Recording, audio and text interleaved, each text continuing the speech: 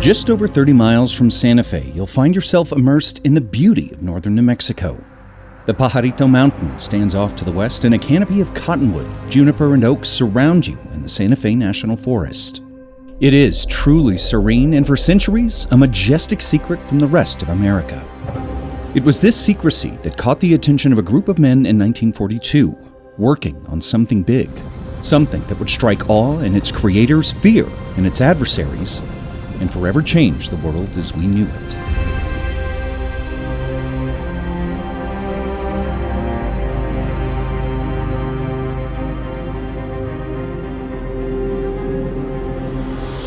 Set atop the Pajarito Plateau is the incorporated county of Los Alamos. The quiet mountain community of just under 20,000 is home to more than 1,900 PhDs, many of them working here at Los Alamos National Labs. Yet the state-of-the-art facility is a far cry from its humble beginnings more than 80 years ago. In 1942, scientists working with the United States Army set up Project Y, one of 3 top-secret locations around the country engaged on the Manhattan Project.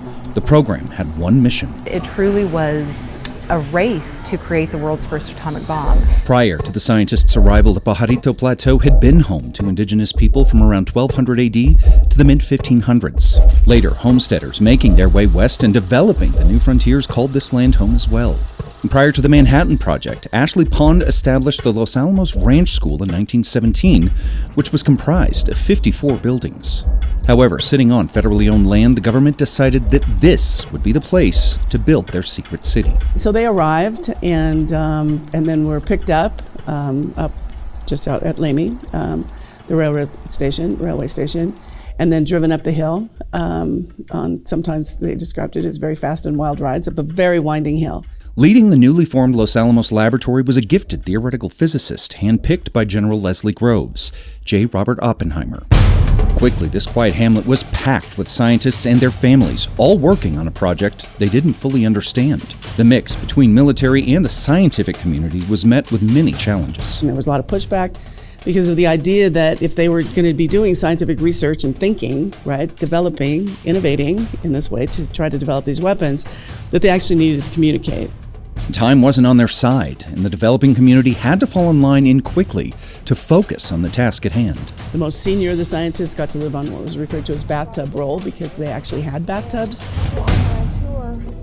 My wife and I, who are both World War II history nerds, so much so that we were actually married at the Nuclear Science Museum in Albuquerque, took a trip up to the historic district, getting a first-hand glimpse at what life was like for these scientists and the world-changing work happening here.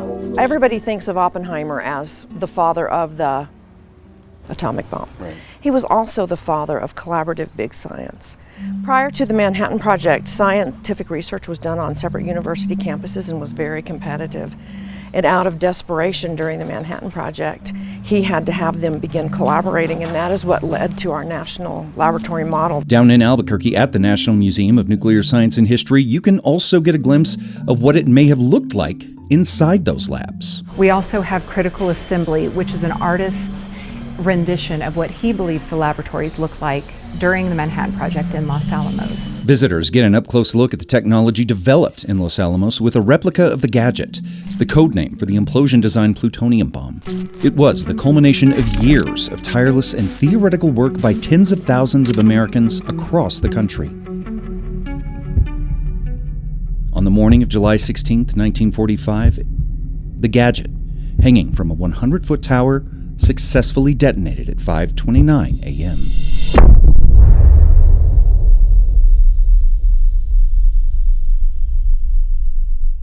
We knew the world would not be the same.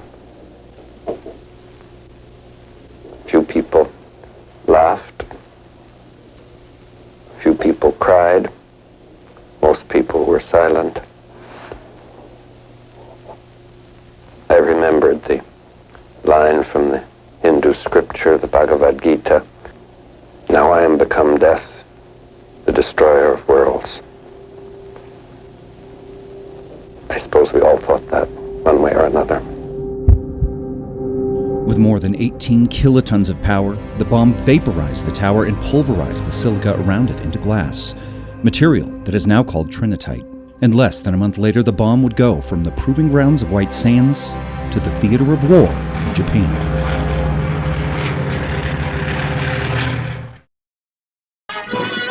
21 days after the New Mexico experiment, a B-29 was over Hiroshima carrying an atomic bomb. It is a harnessing of the basic power of the universe.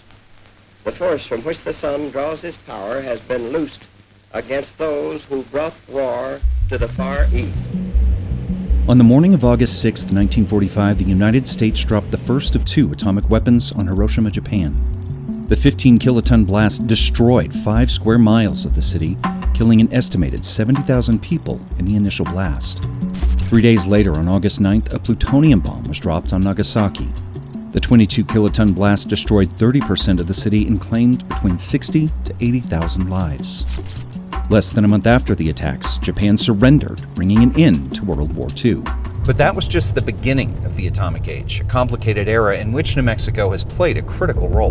In July of 45, around the same time as the Trinity test, Oppenheimer reorganized Los Alamos, the lab. Oppenheimer resigned his position as director of the Los Alamos Labs in October of 1945, welcoming in a new director, Norris Bradbury, at a time when the lab's future was uncertain. And I don't think anybody was clear. And certainly from 1945 until we were surprised in 1949 when the Soviets tested their first weapon, where are we going? And I think to say what was it, it evolved as the world evolved, as Cold War complexities evolved, as the Soviet Union got weapons and then China got weapons. While Bradbury hoped nuclear weapons would never be used again, he, along with others in the U.S. government, believed that the best way to protect the United States from future attacks was proliferation. The stockpiling of more atomic weapons ran in tandem with the theoretical development of a thermonuclear weapon, otherwise known as the Super. But Los Alamos had limited space on which to grow, and Bradbury knew expansion was vital. So there's a design piece, there's the assembly piece, the people who put together initially prototypes and test devices, and then the actual weapons. Kirtland Air Base in Albuquerque was chosen to develop the Sandia Labs, named after the mountains that are so iconic to the city. On November 1st of 1949, the Sandia Corporation officially takes control of what today is known as the Sandia National Laboratories. It is the primary assembly site for nuclear weapons. Sandia and Los Alamos both played critical roles in the nuclear weapons complex of the 1950s and early 1960s. A number of weapons developed during that era can be seen firsthand at the Nuclear Science Museum in Albuquerque. We have many of our weapon shapes are actual casings. We do have a few replicas as well as far as the Titan missile, but where we have a replica inside the museum of the Titan hanging from the ceiling about 1/4 of the size of a regular Titan, we have the actual Titan casing out in Heritage Park because it's so large. Weapon size grew along with the destructive force of their payload. In November of 1952, the United States successfully tested their first thermonuclear weapon, codenamed Ivy Mike, theorized and developed partly here in New Mexico. 2, 1, 0. The 80 short-ton device, which looked more like a factory than a bomb, produced a 10.4 megaton blast, wiping the island of Elyuglab in the Marshall Islands off the map. 2 years later, the Castle Bravo test detonated with 15 megatons of power, 3 times the size it should have been. A series of miscalculations left hundreds of people in the Bikini Atoll irradiated and claimed the life of a Japanese fisherman. His crew unknowingly caught downwind of the blast. The world now stood to reckon with this new destructive force that, as many New Mexicans would learn, could affect lives long after the mushroom clouds subsided.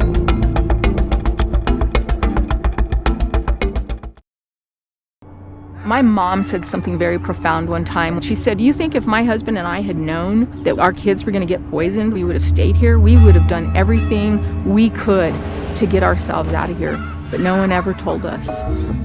In 2023, the New York Times published an article about a Princeton study that, for the first time in nearly 80 years, gave the most comprehensive view of Trinity's aftermath.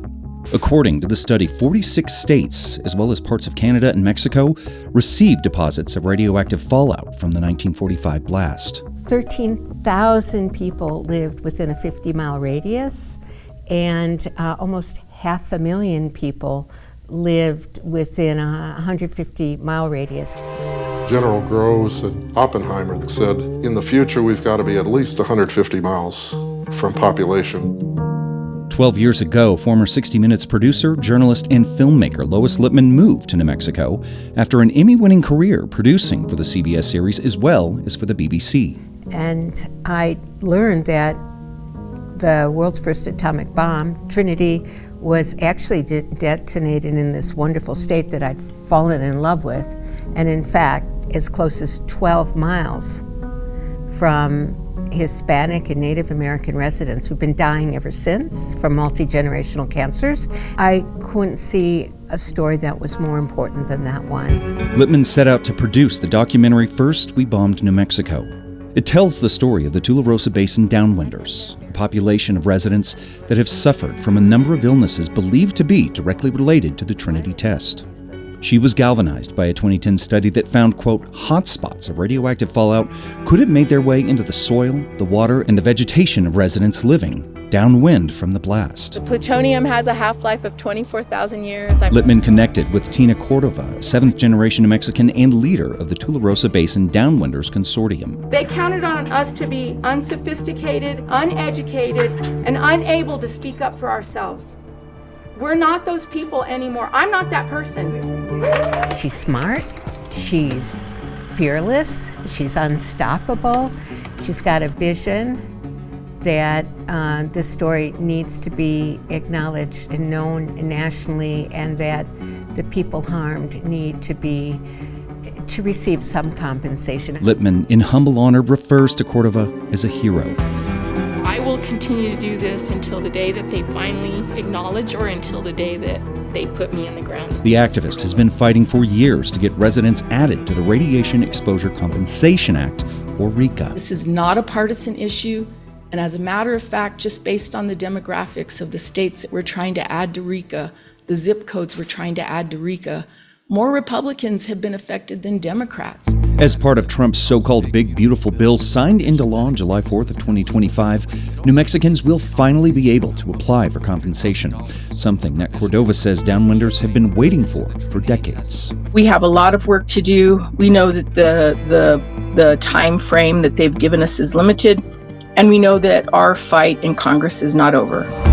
Lippman's film has also recently taken a huge step forward in its mission to spread awareness about the health crisis. I partnered up with an amazing woman, a Native American producer named Jane Myers, and together we are speaking with the streamers, and she's confident that we will the film will become an original, get the marketing. Our whole goal is that our film is seen globally. As the world marks the 80th anniversary of the Trinity test, Lippman and Myers hope to bring the story of the generations of New Mexicans who have fought for health and recognition to the masses. And as the filmmaker says, there is no time like the present. This is the people's narrative, and nobody's ever heard it. After the break, we take a look at how the nuclear age has influenced pop culture, and a final look at how you can explore this story for yourself. Aventura will be right back.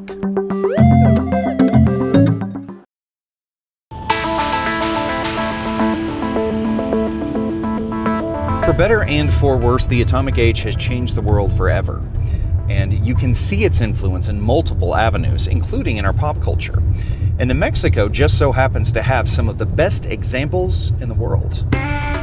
Albuquerque's National Museum of Nuclear Science and History walks visitors through the various chapters of our nuclear history, including the technology's influence on cinema. So it could have been through movies. Through comic books. Was Superman atomically powered? As well as trinkets, toys, and gadgets. We even have a DeLorean here at the Nuclear Museum. Up the road in Los Alamos, the Bradbury Science Museum continues the atomic narrative. Named after the second director of the Los Alamos Laboratory, Norris Bradbury. He was the one who recognized that the public wants to know about the spectrum of things that we're doing with federal tax dollars and our role in global security. Guests are exposed to not only the story of Trinity, they get a front row seat to the ongoing missions of Los Alamos National Labs. We have an extensive collection, and we try and bring as many of those things out as our exhibits evolve, as we talk about the missions as they change. How can we highlight those? We want the public to be able to see whatever we can provide for them. Admission is free, and as museum director Patrick Moore says, since the release of the Academy Award-winning film Oppenheimer, which was partially shot in the historic district of Los Alamos, worldwide interest in New Mexico's atomic history has skyrocketed. There are a brand new audience of people who are arriving, people who are interested in what does a laboratory do? Even some saying, wait, there's still a laboratory? All 18,000 of us continuing to do the mission and what we're responsible for doing. Meanwhile, Oppenheimer's historic home, located at the north end of the historic district, received furniture from the film which curators hope will add to the visitor experience when they can finally open its doors to the public. This is where we would like to have a hologram of Oppenheimer opening the door for people and saying, "Welcome to my home." The Historical Society, thanks to a generous grant from Enterprise Bank and Trust, among others, hopes to add AI features, augmented reality, and other interpretations to Oppenheimer's home within the next few years. And gift shops at all of these locations allow visitors to take a bit of the pop culture, the history, and the complicated story of New Mexico's atomic contribution home with them. But don't worry. We are the safety and the safety and protection of our guests and our staff is certainly foremost in our minds. Nuclear energy in all of its forms has impacted New Mexico for more than 80 years. From the uranium mines near the Four Corners, the Secret City, and the establishment of 2 national labs in Los Alamos and Albuquerque, the Trinity site, which sits just south of where I'm standing right now, and the waste isolation plant in Carlsbad. It is a story that continues to be written. And whether that story is about the peaceful use of nuclear energy or the deterrence of nuclear weapons, it will continue to be a vital part of our state. I encourage you to get out to these sites, learn more about our history, listen to the stories of the lives impacted by atomic testing and proliferation, and discover how we still play a vital role in the nuclear age. I'm Chad Brummett, and I thank you for joining me on this Aventura. Be sure that you download our Kirky Now app on your streaming devices for more episodes and content. I'll see you next time.